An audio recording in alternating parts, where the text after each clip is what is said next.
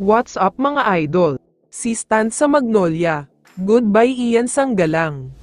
Pero bago mo sana ipagpatuloy ang panonood mo, ay huwag mong kalimutan na mag-subscribe bilang suporta sa aking YouTube channel. Maraming salamat idol.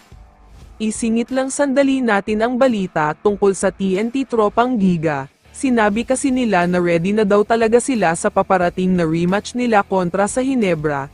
Gaganapin na nga yan ngayong Biyernes, January 17 ito. Hindi lang yan, handa na rin daw silang mapanatili ang winning streak nila. Para sa mga hindi nakakaalam ay sila ang pinakamainit na team ngayon dahil meron silang 5-game winning streak, kaya madadagdagan pa daw yan. Mukhang confident talaga ang TNT na matatalo nila ang Hinebra, pero syempre ay hindi papayag sina Coach Team at buong Hinebra dyan, at sisiguraduhin nila na makakabawi sila mula sa masakit na pagkatalo last PBA Finals. Samantala, talakayin na natin ngayon ang Magnolia Hotshots. Alam naman nating lahat na hirap sila ngayong conference, dahil nasa dulo sila ng standing at medyo malabo na silang makapasok pa sa playoffs. Pero kahit ganyan ang naging kapalaran nila, gagawa pa rin daw sila ng paraan para mas lalo pang lumakas ang lineup nila. Kung hindi daw sila makakaabot sa playoffs ngayon, at least ay ready na sila sa susunod na conference.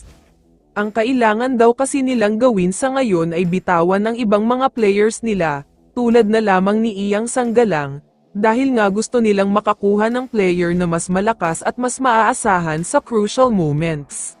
Gusto daw nilang kunin ang free agent na si Christian Standhardinger.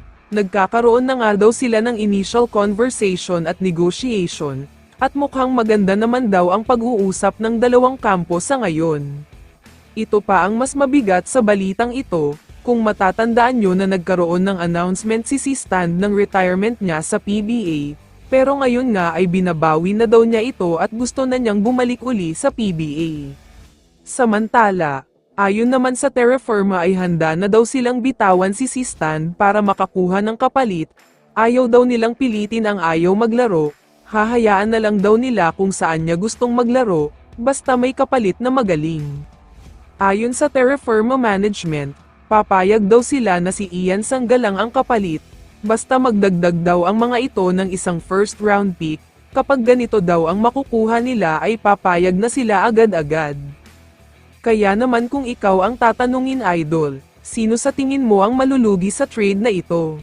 I-comment mo naman ang sagot mo sa tanong na ito. So dito na nagtatapos ang video na ito. Maraming salamat sa pagsuporta at panonood mga idol. Ingat at bye-bye.